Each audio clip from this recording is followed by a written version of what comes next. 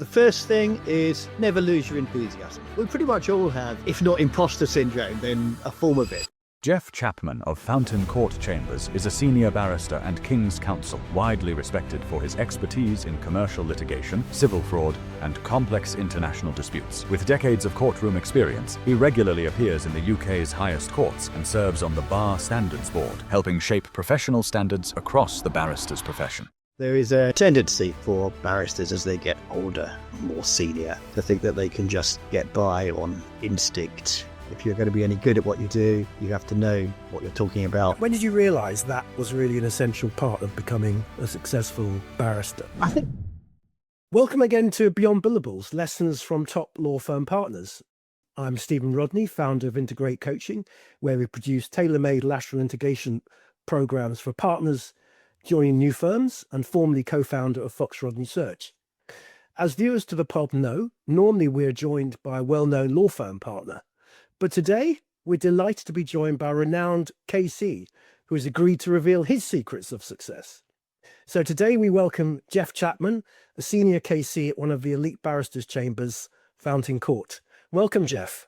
Thanks, Stephen. Very delighted to be on board with you here. This is something of a new experience to me. I don't spend my life broadcasting on podcasts. Maybe I should. Maybe this is just the first of many. Exactly. Maybe it's just the beginning. Well, as I said, it's the first time we've had a KC, so hopefully it won't be the last.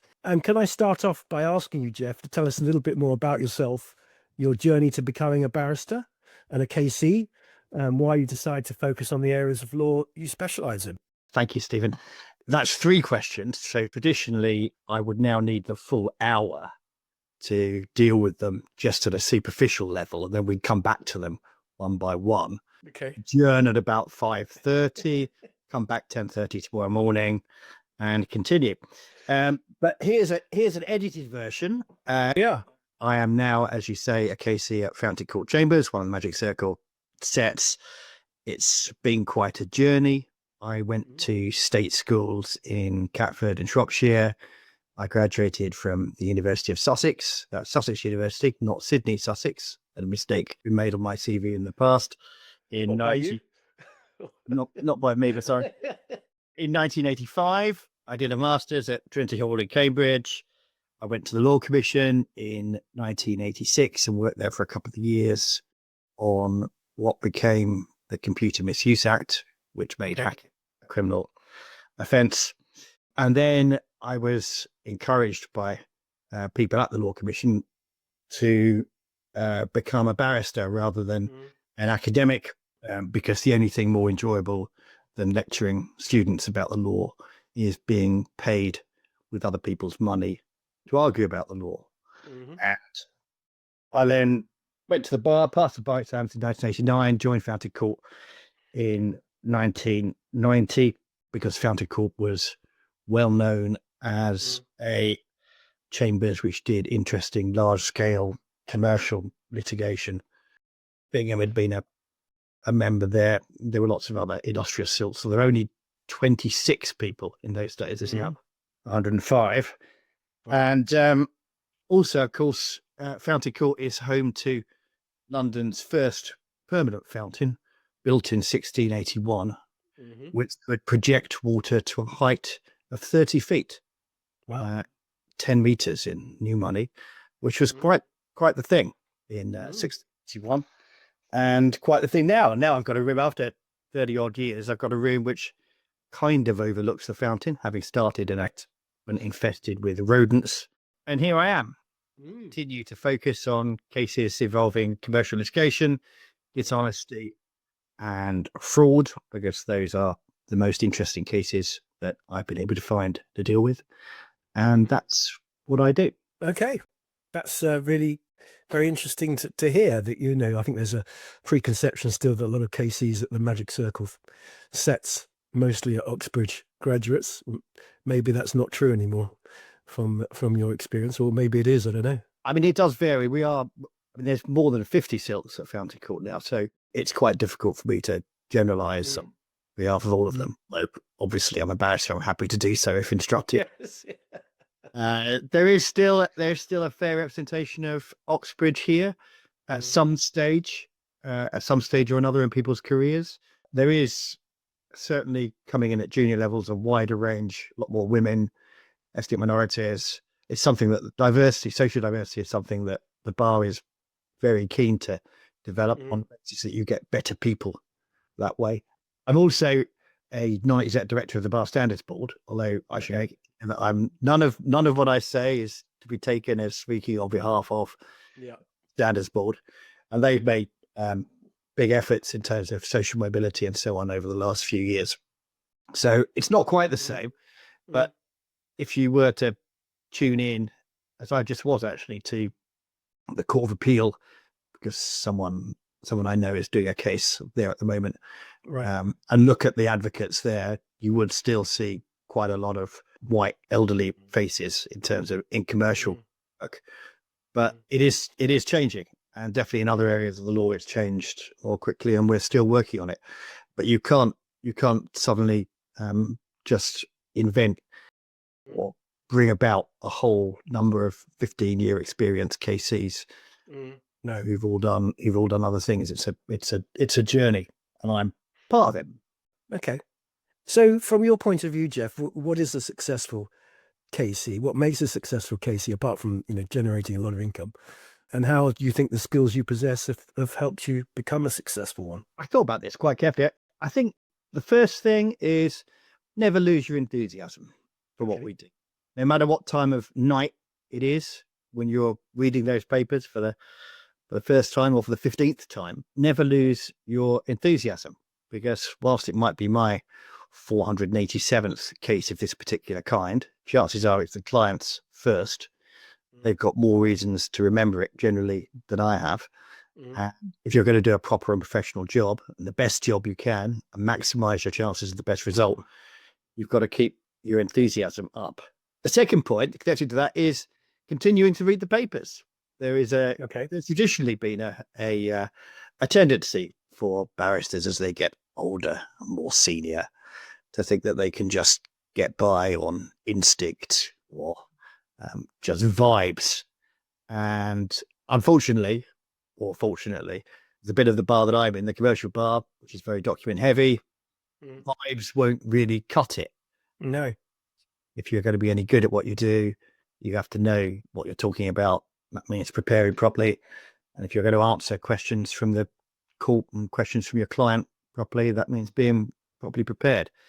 So it's tedious and boring, but continuing to read the papers is it's a thing.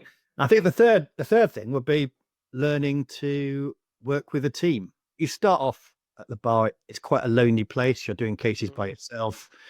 You're being sent around the country to different courts to deal with small but important matters. As you get more senior, the cases get bigger, the teams, firms, solicitors get bigger, you get more counsel, you're a KC, there's normally a junior, maybe more than one. You have to manage those people, you have to enthuse those people have to want to work with you. Otherwise you wouldn't be there. And you have to work out how to manage them. And traditionally, the bar has not been the place you go for management, because one of the benefits of the bar has always been that you could just lock yourself up in a tower and hand down opinions. But that's not really the modern world. The modern world demands that you have some more management skills to improve your own performance as well as improve everyone else's. Yeah. Okay. So that's interesting, that last part about the team, because you're right. I think a lot of people sort of think that people go to the bar because they want to sort of maintain their individuality and not, you're self-employed and not be part of a formal team. So it's interesting you've talked about how you need to be. Does that mean, when did you realize that was really an essential part of becoming a successful barrister? I think probably quite soon for me, because quite soon after I started, I got involved in a case where I was, the third junior, in a case where there were 2 or 3 silks, and the dispute was a quantum dispute, and it lasted for 180 days just on quantum. Lots and lots of witnesses, lots and lots of arguments, but a huge amount of material, a lot of people involved. And a large part of the preparation of that was trying to make sure everyone was singing from the same hymn sheet that everyone was able to feed in their different pieces of knowledge. And I was very junior at that stage. So to begin with, you see it from a junior level, and then you kind of write where you have pretty much no say whatsoever in the ultimate outcome or the advice that's given. Rightly so, because what do you know? And you end up as the senior silk leading a similar kind of team where the buck stops with you, and the advice that you give is, well, that's the advice, and it's emerges after you take advantage of everyone else on the team, but it's you who gives the final advice. So I think for me, it started quite early. And I think in all the commercial cases that I do and that we do in these chambers, you have teams of people. And if you're not good at working in teams, then, you get found out. Yeah. Okay. I've always been interested, because I was a solicitor a long time ago, and I still occasionally watch cases, especially now they're filmed. Or a lot of them are. As a KC, is there a point when you're preparing for a case where you get a gut feeling, okay, I know this case well enough? Is there a kind of something hits you that you know the papers and you just feel completely comfortable? Or... Yeah, the day after it finishes, Steve. Yeah, I'm afraid that we pretty much all have, if not imposter syndrome, then a form of it. I mean, it's what drives us to stay up later and get up earlier than everyone else. I mean, sure, there are cases where you come across a document and you think, well, this is absolutely fantastic. I'm very much going to enjoy cross-examining the lying bastard on this particular document. What's the answer to this? Why didn't you say that statement? There's quite often something like that.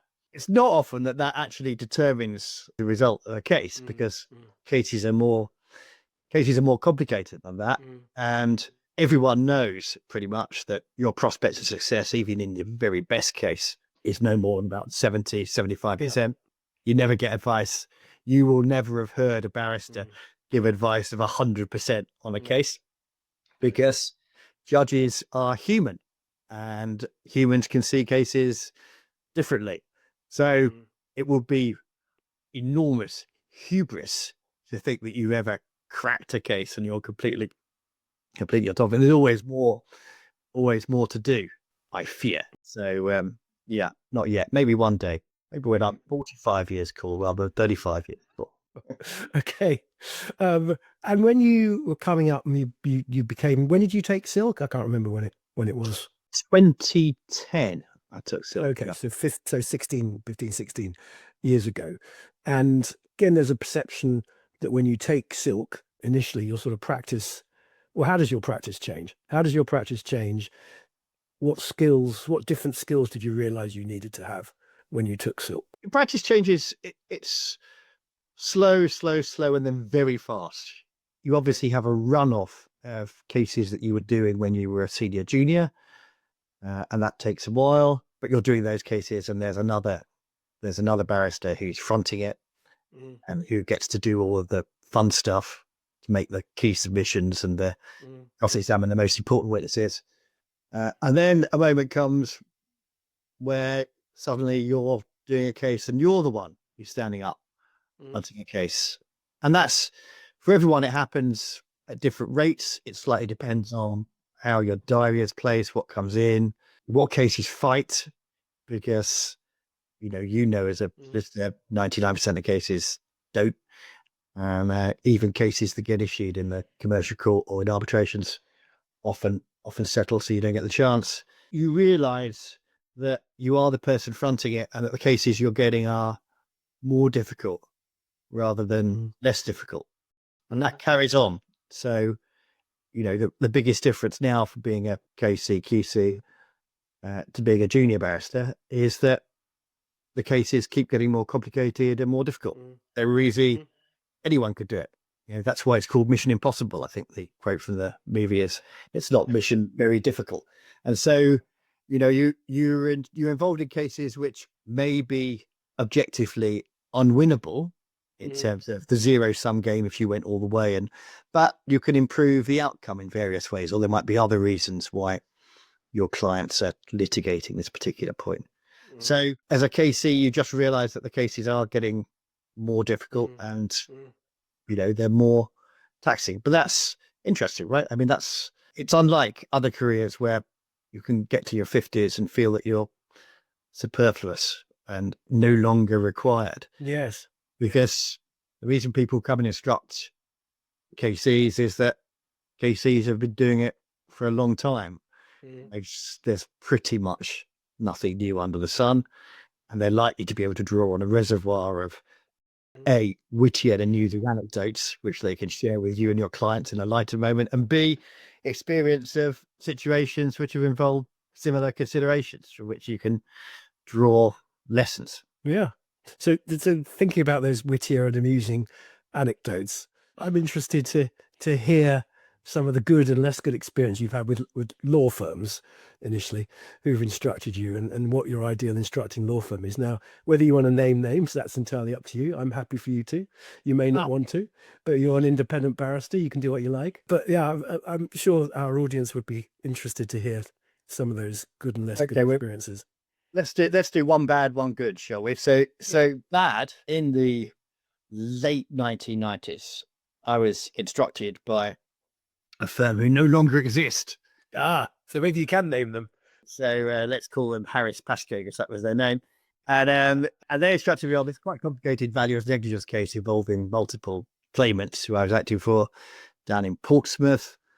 And the case was a bad experience because the partner dealing with the case, one of the aforementioned partners, was appearing at the same time in criminal proceedings in Winchester Crown Court on charges of mortgage fraud.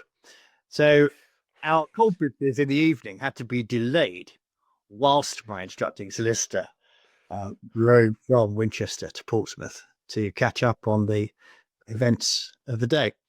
And I have to say, I found that quite stressful because trying to explain to your clients that your solicitor is obviously completely misconceived criminal charges of mortgage fraud, and he's the man that they've instructed to represent them, is was a bit tricky. Eventually we managed to settle my part of the case, and as I understand it, he walked free from the court without a stain on his character several months later. But that really didn't make me feel very much better, and I didn't do any more work for the firm. And did you know that he was going to be on trial before your case before your court appearances started, or not? Funnily enough, Stephen, that wasn't part of the instruction. It hadn't been mentioned. My support from his firm would be rather limited to outside the hours when he was bound to appear at Winchester Crown Court. So no, anyway, you have to, just to make the best of it, right? Yeah. Okay. Yeah. So that worked out. That was not good. Good. Good experience. I was instructed by Neville Byford. Who was a partner at Eversheds at the time. He's now at RPC, I think.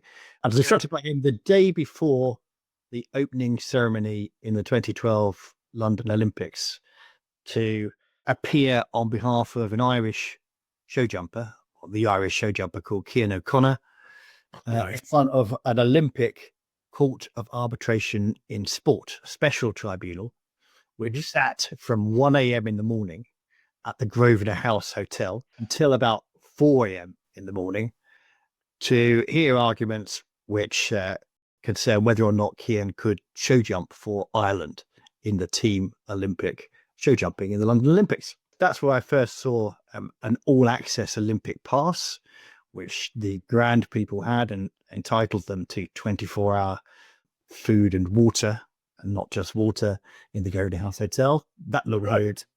That looked very agreeable. We didn't have one of those, and we then had to put forward quite complicated legal arguments in the middle of the night to a tribunal who didn't appear to be absolutely thrilled to be dealing with this.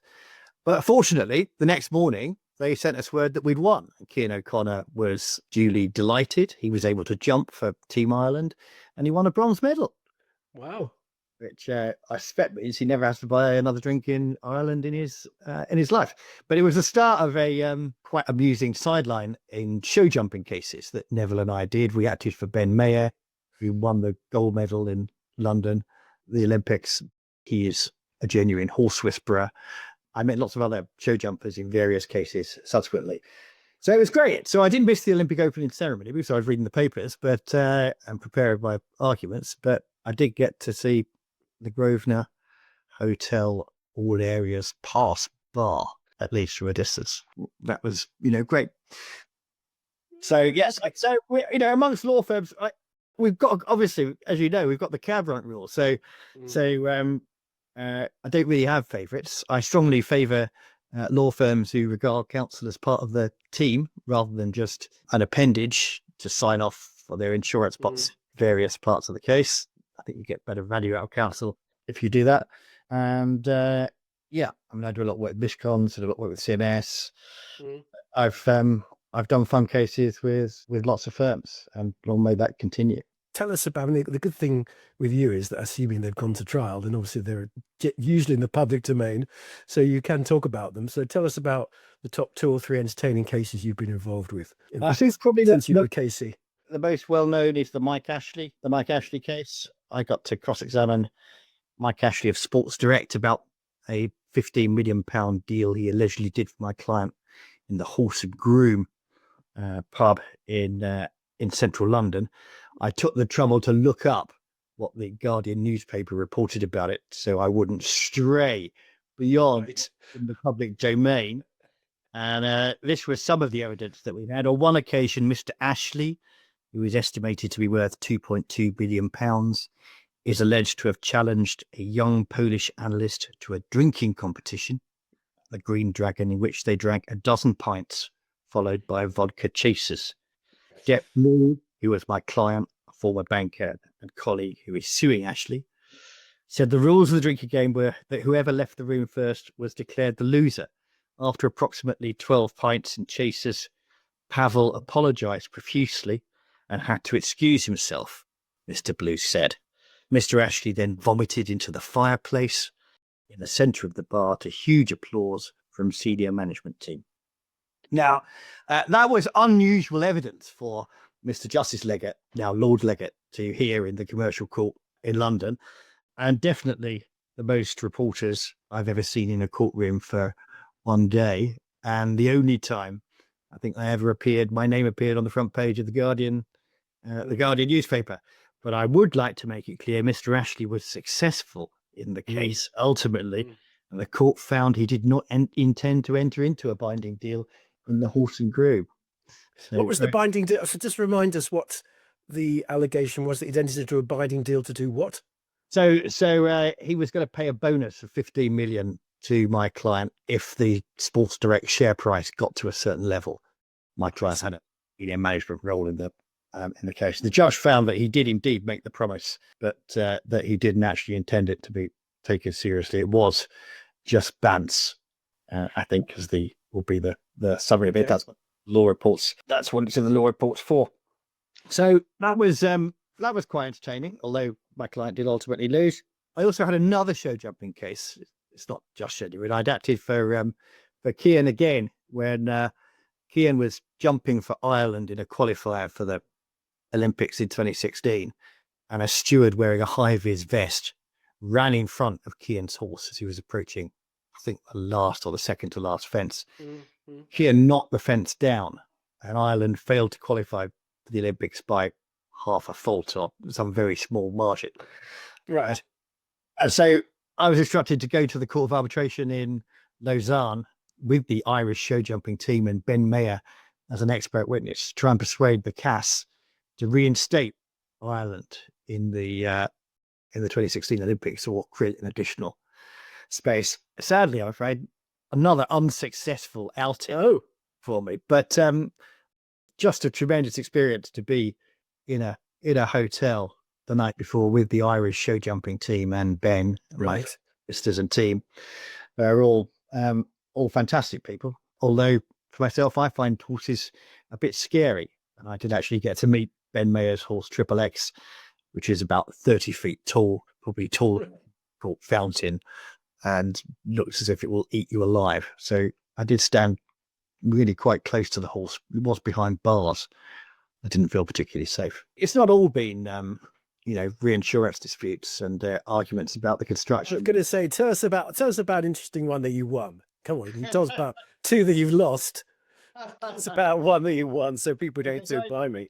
All right, I do occasionally win. I was in the Group 7 litigation, which is in law reports on multiple occasions. I think the law for dishonest assistance has been stated by the Court of Appeal there.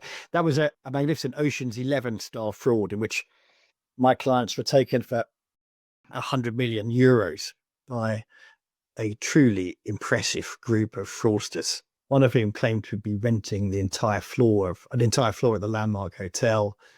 And they claimed to be running an investment scheme that was where they also had the Pope, Boutros Ghali, and the late Queen Elizabeth II as members in the investment scheme. And that was that was supposed to reassure my clients that this was indeed an absolute winner. Amazingly, it turned out not to be an absolute winner. My clients lost quite a lot of money, which we managed to get back from various sources, including the Liechtenstein bank that had laundered some of our cash as part of the fraud. Now, the case lasted about 7 yeas, I think. We would appeal 3 times, memory serves. And there was a private prosecution afterwards, in which the main fraudster, who I cross-examined for about 2 weeks, ended up getting 7 or 8 years in prison. It was the biggest ever private prosecution. So ultimately, my clients were vindicated, and they genuinely did it pour encourager les autres, because these kind of people, there are a lot of them about. There are a lot of professional fraudsters who keep me busy. I think you're right. And, you see TV documentaries, and I just watched one last week about the guy who bought Notts County, and some Saudi, or pretend to be a Saudi guy, and, everything that he did. And it's the lesson, really, that if you're going to lie a lot, lie so much. Yeah, so I acted for him as well, Stephen. Oh, did you? As it happens. So I am somewhat constrained about what I could say in relation to that. But I think there was an injunction, I think, which I appeared on behalf of Notts County and the new owners. Right. Okay. Have you seen that documentary then? Have you seen it?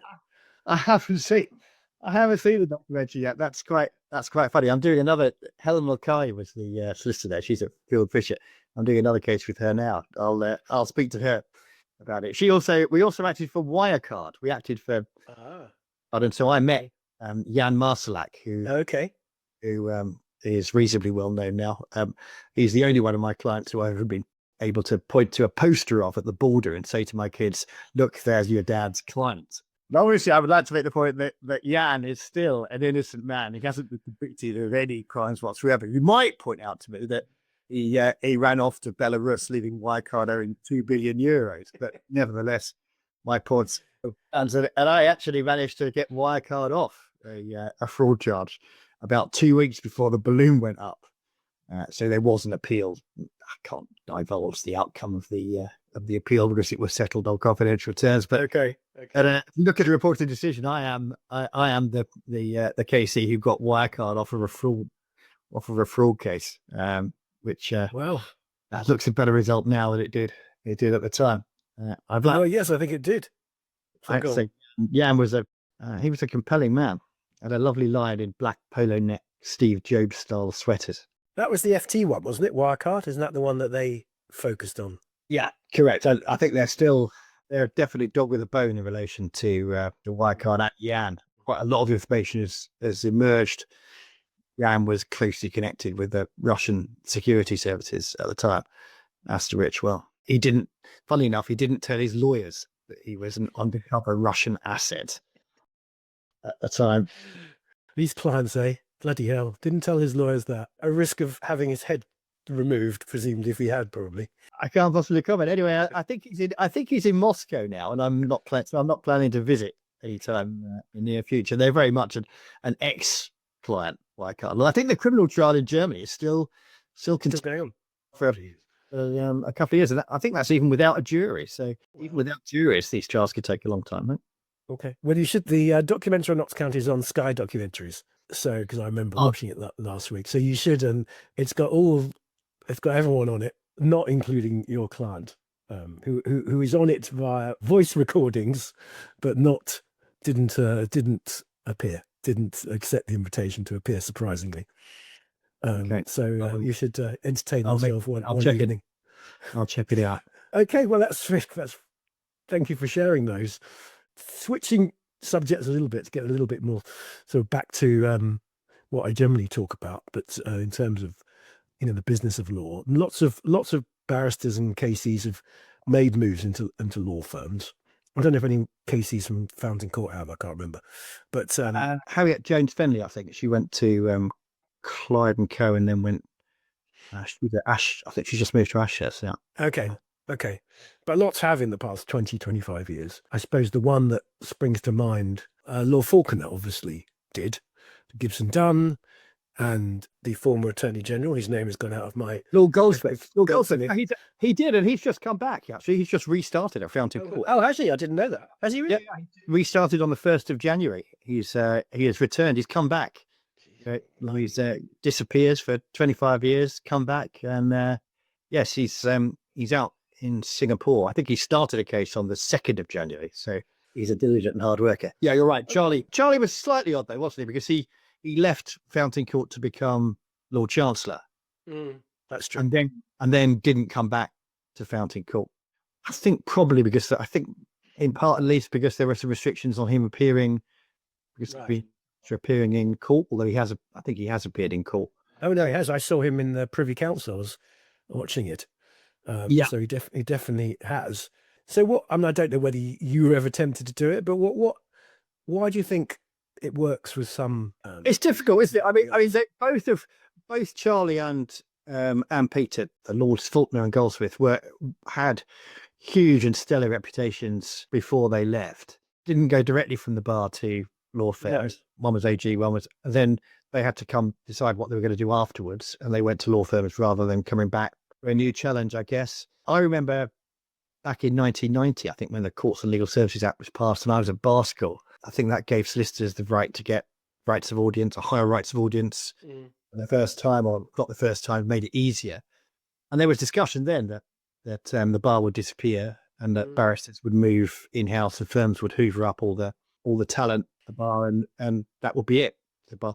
It never really worked. I mean, you're absolutely right. There are one-off examples you can give of individuals going to being successful, often in arbitrations rather than in an arbitration context, which is US firms obviously do a lot of arbitrations, traditionally have, and they use profession. So it's much easier because they're used to doing in-house advocacy the whole time, have to accommodate barristers. But law firms who've tried it, it's not really worked. I mean, I think we'd probably say that barristers are not only better because they do advocacy all the time, if not oral and written advocacy, they're always preparing for court. And because they're self-employed, they have no management responsibilities or limited management responsibilities, so they have time to prepare to court, which solicitors don't. And they're also cheaper because barristers, we don't have these, huge and impressive buildings in the city, and our margins are very much higher. Yeah, law firms are, because their overheads are very much lower. So any normal person would say that the hourly rates for barristers are astronomical. They're often much lower than for solicitors who are litigators or whatever at the same level of experience, and that goes all the way up. And the reason for that is that it's not because solicitors get paid more money than barristers, but it's just that the overheads are higher.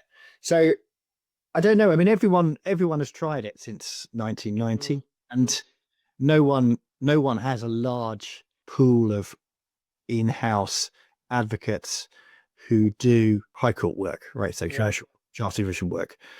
Whilst they do arbitrations where you're not exposed to the public, these are in private. They don't tend to do the high court hearings, which are in public and where you end up in the Supreme Court. So you'd be better placed than me to understand why it doesn't work for them. But my impression is that they think barristers provide a cheaper service, and it's just as good or better than they can get themselves. It's not cost effective to have a pool of advocates sitting out in your firm.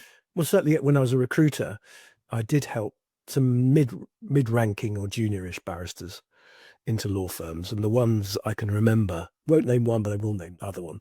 The one I won't name is someone who was extraordinarily bright, and he went into a law firm, It's S.J. Byrne, actually. I remember, so I can name them because they don't exist. But he just couldn't adapt to like coming in to the office every day at that point, at 9:30 and stuff. So I think I got a call from the head of HR after a few months saying, look, he's very bright, obviously, but we don't know where he is most of the time. He's supposed to be in the office and, we don't really know what he's doing.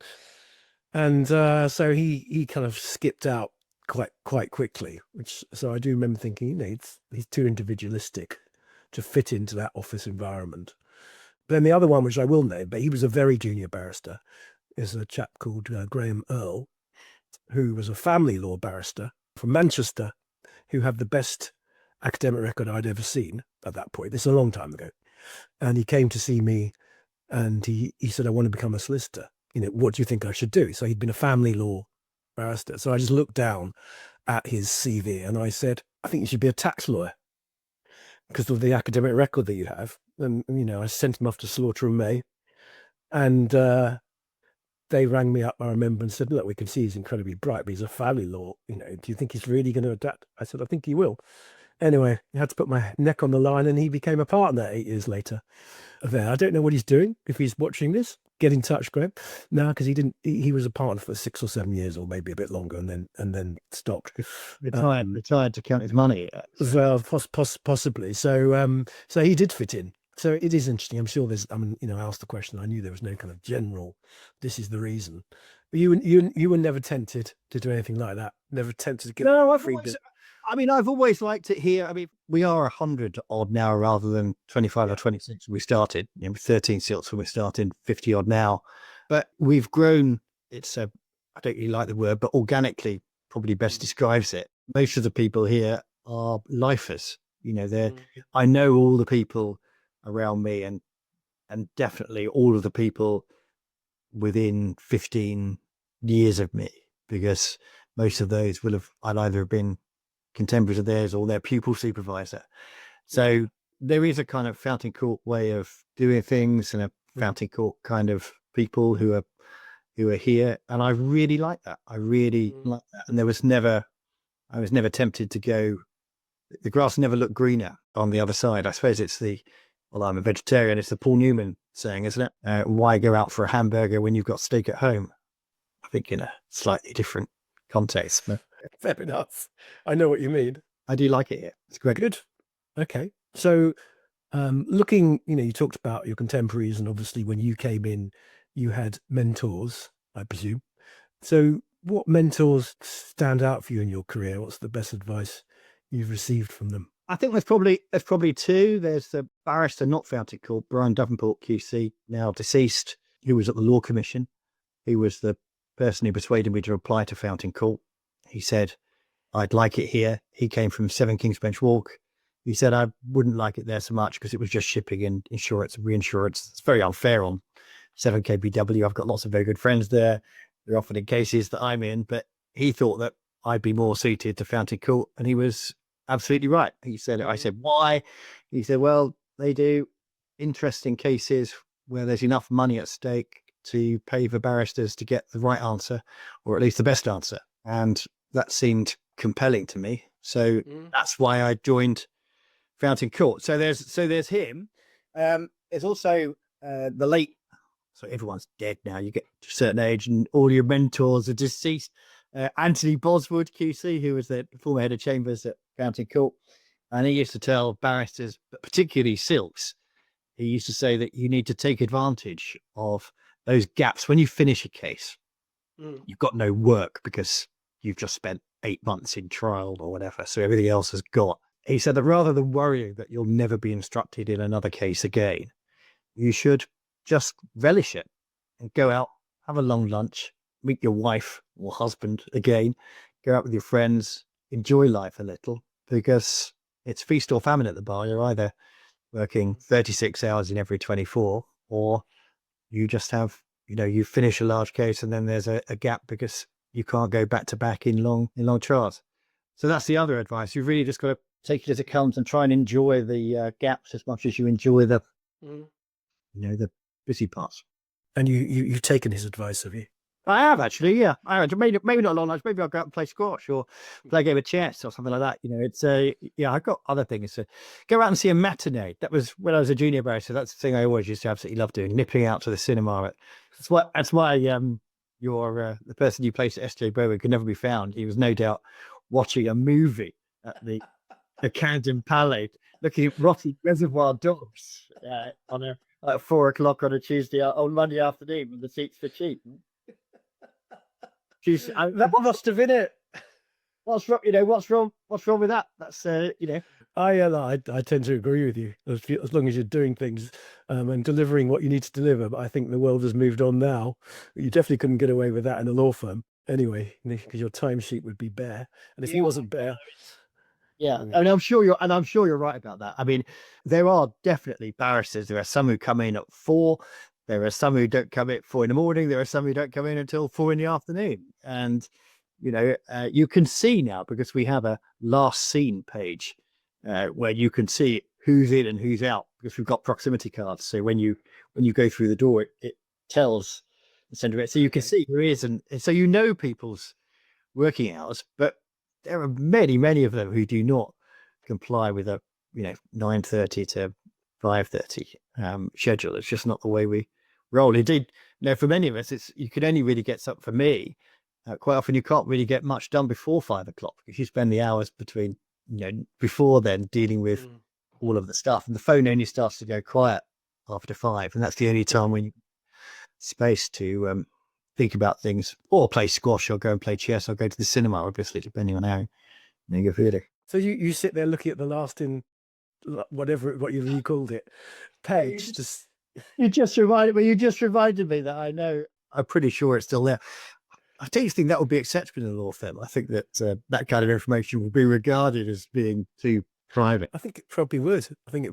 But I don't know. Maybe I'll ask my next law firm guest about that, or maybe not. So what would you, if you had your time differently, would you do anything differently as a barrister? Any different kind of work, or anything at all differently? No, I wouldn't. I think it's the best job in the world. I've done it for 35 years. I'd be very lucky. I have done a couple of trials at the Old Bailey, some quite heavy criminal cases and criminal fraud cases. They were interesting, very good experience. I wouldn't want to do it all the time. That's in front of a jury, you mean? In front of a jury, yeah. I mean, I think there is, whilst my cases are difficult, at the end of them, someone writes a check or receives a check, rather than you don't have to see the client in the cells at the end with his wash bag to serve their imprisonment. I've done some family law cases, but I've got friends who are practitioners at the family bar, and that's a very, very stressful, very, very stressful job. So I don't have Schadenfreude about other bits of the bar. I think I'm lucky to be in my bit, and I can't really come across any job that's more interesting or varied, or where you get to meet so many interesting liars as you do at the commercial bar. Obviously not my clients, always the other side. Of course. So looking ahead now, what do you, for the young barristers coming through, do you worry for them? What do you think is going to happen? I mean, one thing which struck me, just as you were talking, actually, I'm not quite sure it struck me why it did, but I know why, because I was affected by something. There was a cyber attack on a barrister's chambers, I remember, which I was kind of slightly affected by. And I remember thinking, blimey, if I was a cyber hacker, I would try, I would have thought that barrister chambers would be easier to hack into probably than law firms. And I don't know whether that's right or not, but those kind of threats together with just general AI, how do you think about, what might happen in the future, whether it's those things or other things? Really good questions. I mean, and they're ones that we've grappled with on the Bar Standards Board as well. I mean, so far as cyber attacks are concerned, the level of security at chambers like mine is much higher than it used to be. We have random testing where phishing emails are sent around, and if you fall for one, then you're locked out, taken off the road, given remedial educational training, all in order to secure the collective. Because although we are all individual self-employed people, if someone hacked into chamber systems, that would affect everyone, right? So there's a lot more going on in the cybersecurity sphere. We've got 3 people in our IT department, which is I know it's small by law firm standards, but it's reasonably large for the bar, and we spend a lot of time thinking about that. AI, it's a really interesting area. There's probably a lecture a day on it, and there are committees at the Bar Council and at the Bar Standards Board about how we use it. We're all very concerned that at the moment AI has got limited uses for lawyers. Okay, it can summarize documents. That's good. There are all sorts of confidentiality issues unless you have your own bespoke cloud, which I know lots of firms are getting. That's much more difficult for chambers to do because we can act against each other in cases. So we can't share all of our information because it's often confidential, as between me and the barrister who's on the other side of the landing here, which we're on different sides of the same case. So we can't share. There are obviously big issues with hallucinations, where I'd run a test every 3 or 4 weeks on ChatGPT, asking it various legal questions. It's hopeless. It just makes things up. I asked it for a definition of contempt of court recently, and it gave me confidently asserted that the definition was to be found in a section of the statute that didn't exist. I do for test purposes rather than in order to deploy it in court, but it's a real problem because it's got, it's designed to please the user. So just if you ask it a leading question, it will give you the answer that it thinks you want, which isn't particularly helpful for making submissions. That will obviously improve. I mean, there'll be improvements in that area. It's very difficult to see it replacing written advocacy or oral advocacy. And one of the problems at the moment is that using it, very obvious, right? I mean, if you get draft letters or draft submissions that have been generated by ChatGPT, it takes about 3/4 of a second before you realize that's what it is, because of the jargon, because of the slightly odd language. No one writes like that. No one speaks like that. So it's a limited utility, but it will obviously get better. We'll have to work out a way to deal with it. Yeah. I mean, I've heard that Gemini and Claude, I think, are the other ones I've particularly heard of, apart from obviously Copilot, are better than ChatGPT for this, generally for this kind of stuff. But I do agree with you. And actually, having been a ChatGPT fan for a while, I've kind of got off it because I've realized it never says it doesn't know. No. So just say you don't know. I don't care. If you don't know, you don't know. It never does that. And I've taken now, I did it on something ridiculous last night, which I won't go into. I actually said, you are wrong. The answer is this. And it went, you're quite right. The answer is that. Thank you for, would you like anything else? And I'm thinking, why did you just say you don't know? It's fine. Like the rest of us. I mean, it's a really good point. You generally don't come to the bar if you've got an issue where there's an answer. I mean, very occasionally, once every 5 years, someone asks you a question, you say, actually, yeah, this is the answer. There's a Supreme Court decision that decides exactly that on exactly that point.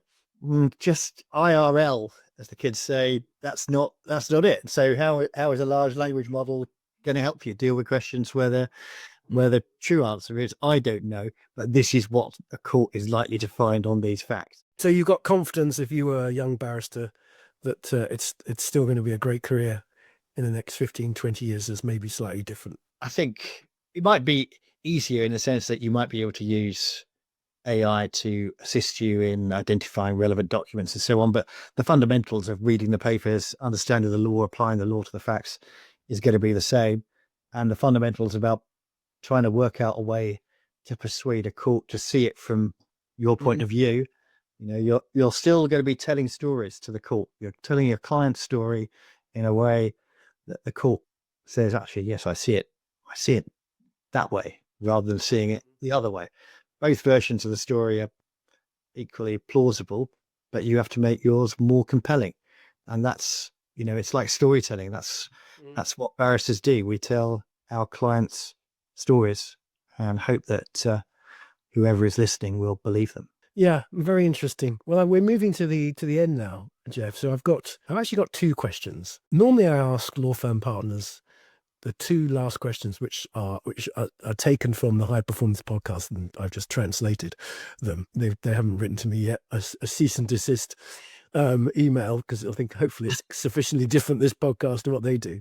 So the first question I often ask, and I hadn't intended to ask you, simple and interesting I hadn't, because I thought, well, you're a KC, you're not a part of a team. But actually, you've talked about how being part of a team is really crucial now. So I will ask it. The first one was, what are the three non-negotiable sort of rules of behaviour for any team that you're working with, from your point of view? 3 rules, if you can come up with around 3. Well, we've always got 3 rules, because 2 rules isn't enough, and 4 rules is one too many, right? So the 3 rules would be, number 1, always read the papers, because that's always a rule as a barrister. Number 2, always listen to other members of the team. And number 3, never be afraid of expressing a view that's different, because the team only functions well if everyone in it gives their input. And if everyone says yes, then you don't fully test the theory or the plan which you're going to follow. So I think never be afraid. Team members should always have the confidence to speak up once they've read the papers and understood the issues. Then speak up. And what's your one golden rule to be a successful KC? Well, look, I've only said it 3 times, so I'll say Papers.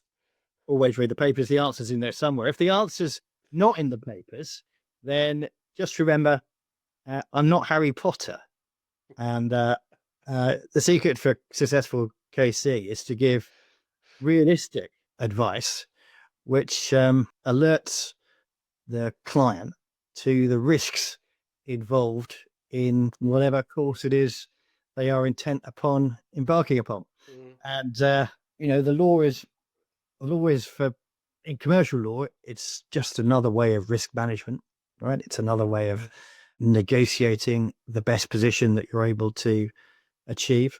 It's largely what commercial litigation is about. The advice that I give, the clients will feed that into their risk management matrix, and they may or may not take it. That's their prerogative. That's why they're the client.